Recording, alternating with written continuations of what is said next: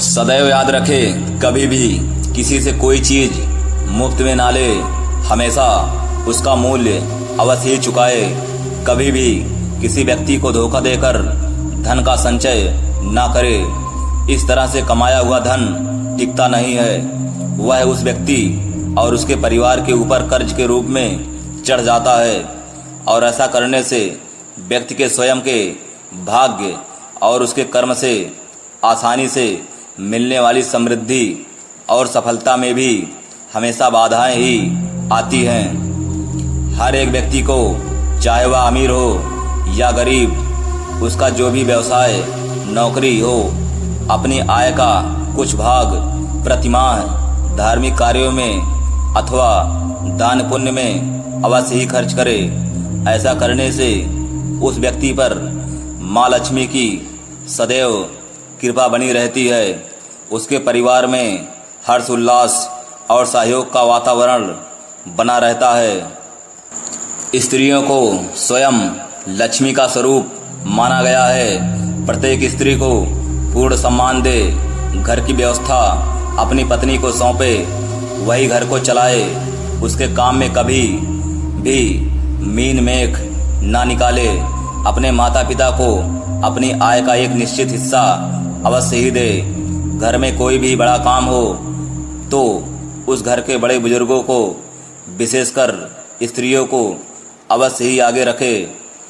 अपने घर एवं रिश्तेदारी में अपनी पत्नी को अवश्य ही आगे रखे। अपनी माँ, पत्नी, बहन एवं बेटी को हर त्योहार, जन्मदिवस एवं शादी की सालगिरह आदि पर कोई ना कोई उपहार अवश्य ही दे। घर के मुखिया जो अपने घर व्यापार में माँ लक्ष्मी की कृपा चाहते हैं, वह रात के समय कभी भी चावल, सत्तू, दही, दूध, मूली आदि खाने की सफ़ेद चीज़ों का सेवन ना करे।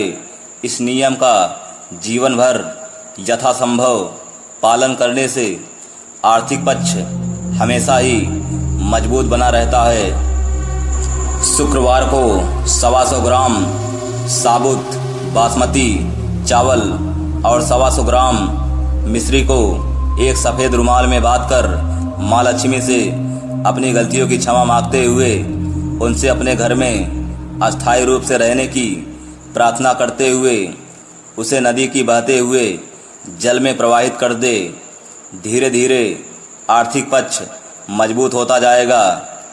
प्रथम नवरात्रि में से नवमी तिथि तक प्रतिदिन एक बार श्री सूक्त का अवश्य ही पाठ करें। इससे निश्चय ही आप पर माता लक्ष्मी की कृपा दृष्टि बनी रहेगी।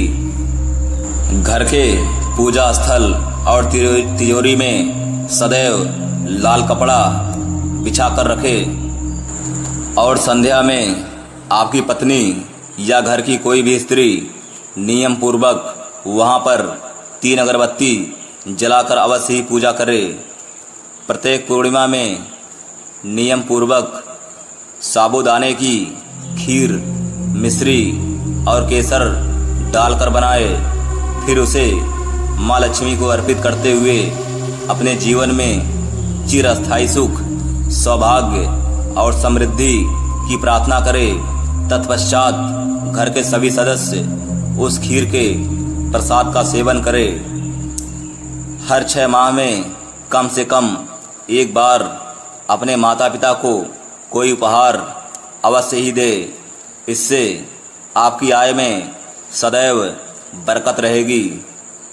घर में तुलसी का पौधा लगाकर वहाँ पर संध्या के समय रोजाना घी का दीपक जलाने से माता लक्ष्मी उस घर से कभी भी नहीं जाती हैं। शुक्र ग्रह भौतिक सुख के कारक हैं। इसको मजबूत करने के लिए घर का कुछ हिस्सा कच्चा जरूर रखे।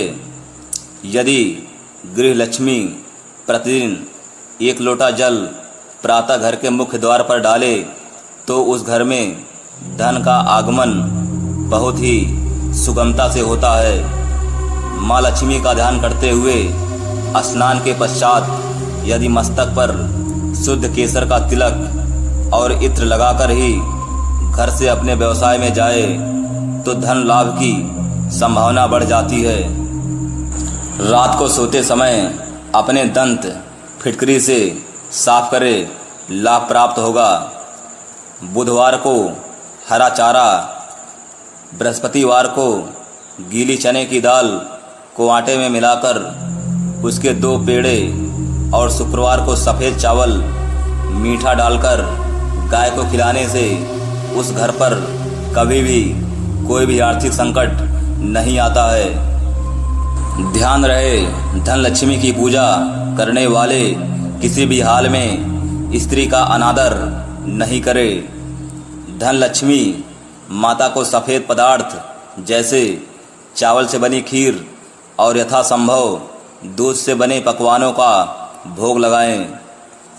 गृह लक्ष्मी माता या घर की सबसे बड़ी स्त्री को आदर देते हुए घर की किसी भी पूजा का कोई भी प्रसाद सर्वप्रथम उन्हें ही ग्रहण कराएं, तत्पश्चात स्वयं ग्रहण करें। जो व्यक्ति नहाते हुए अथवा पैर धोते हुए पैर से पैर को रगड़कर साफ करता है, सर पर तेल लगाने के बाद हाथों में बचे हुए तेल को मुंह, कलाइयों या बाजुओं में रगड़ता है, नोटों को थूक लगाकर गिनता है, उसे हमेशा धन का संकट बना रहता है। सफ़ेद वस्तुओं का दान करने से माँ लक्ष्मी अति प्रसन्न होती हैं और सुख संपत्ति का भंडार भर देती हैं। घर में टूटे फूटे बर्तनों का उपयोग कदापि ना करें, यह दरिद्रता का सूचक है और इसमें माँ लक्ष्मी